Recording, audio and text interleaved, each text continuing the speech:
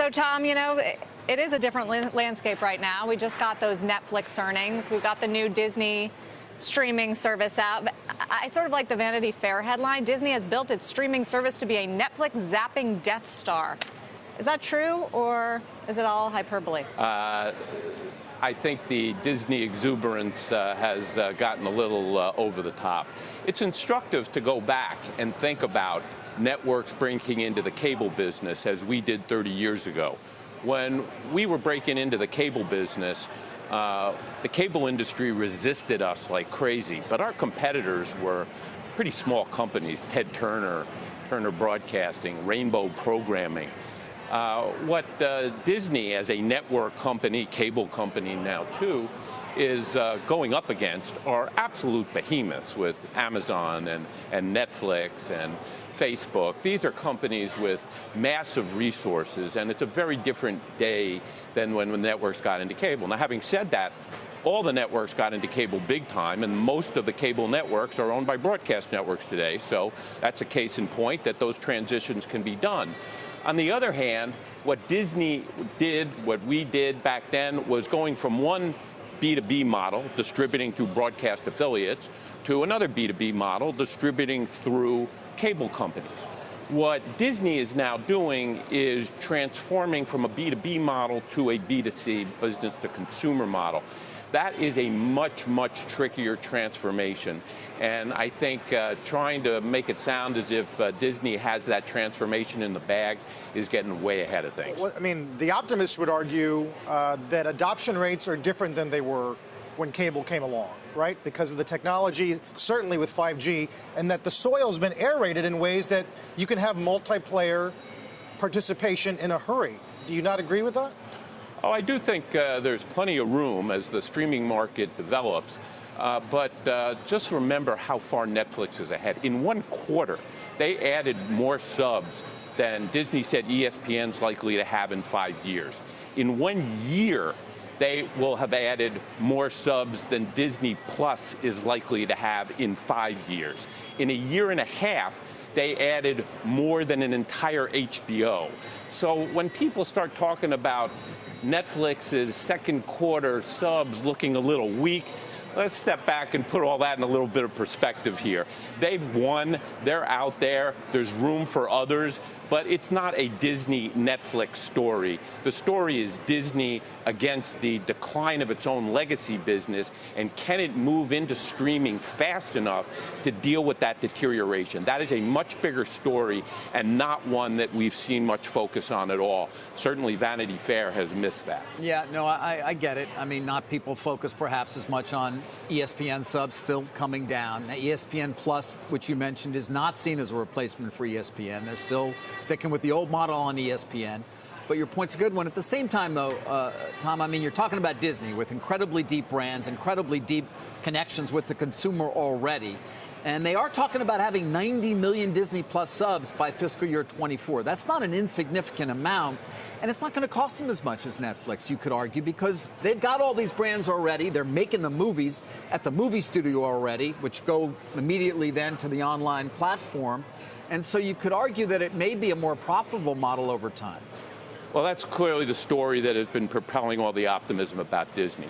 But let's not confuse some great executives, Bob Iger, great executive, Kevin Mayer, who hasn't gotten much play at all, great executive, and great brands, and great global brands, with what they have to do to become a global brand.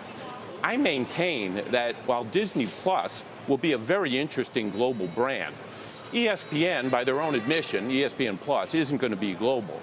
And the big underreported story, David, you got to dig into this one, okay, is how much does Comcast have its thumb on Disney being able to take Hulu globally? Because everybody talked about, well, AT&T sold its interest back to the partnership. Okay, that partnership has governance rights, and Comcast now owns a third.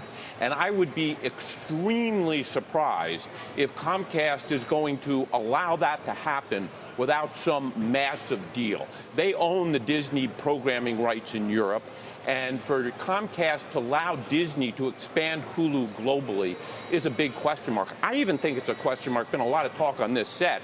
Hey, wait till Disney packages ESPN Plus with Hulu, with Disney Plus. That bundle they got a lot of leverage on, and that'll recreate something of the cable bundle. If they could do that, that's interesting. I've negotiated a lot of joint venture type agreements between companies, and I would be also extremely surprised if Disney had a unilateral right to take Hulu and package it with its other services to unilaterally benefit itself to the detriment in any way of the partnership service without Comcast having a large voice in that. That's another really big underreported issue. You're right, and it's an important point you're making, I think, and one I will look into. I mean, Disney, to your point, has not said that they're going to take Hulu internationally, but they have said that they're looking at it or considering it. Of course, they see 2/3 of Disney Plus being international by year 5, Tom. So it clearly is a big ramp for them to run internationally where all the subs are being added. I mean, look at Netflix, how many subs they added internationally versus what's going on domestically. And that has to be part of the transformation of the company. You have to go global. Disney Plus alone carrying that transformation. Remember, even if they get the subs that they're talking about with Disney Plus in the United States, and ESPN Plus, how many subs are they going to lose here? The subs that are losing here as a bundle probably get $15 to $17 a month from cable operators. You're talking about one service at $6.99, another service at $4.99. Even if they are able to package those in some way, the loss of what they are going to incur in legacy cable and satellite subs versus what they pick up here isn't a one-to-one translation. You're going to have to do much better than their own sub projections to deal with that linear decline, unless the linear decline is less severe than many think. And I would recommend anybody reading Todd Younger, Bernstein, who has done excellent, excellent work on just how bad that linear deterioration could be when a recession hits really bad. And you've got to put all that in context before you get too excited about the transformation. So, Tom, I just finally wanted to ask you about the pricing, because now we've got a lot more competitors in the game, and they're all priced at very different points. Netflix raising its prices, Hulu cutting its prices, Disney coming in lower than people expected at $7 per month. Ultimately, do you think that's going to matter for consumers when they make their choices and figure out just how many of these internet TV services they want? Yes, price will make a difference, and cord cutting is a lot about price and seeing value in skinnier bundles of pay $40 to $50 for a bundle of channels rather than $100 and add some streaming services. I agree with Reed Hastings. I don't think the others coming in and offering services is going to really affect the price value perception of Netflix because of how much original programming they are producing and how much they will continue to produce.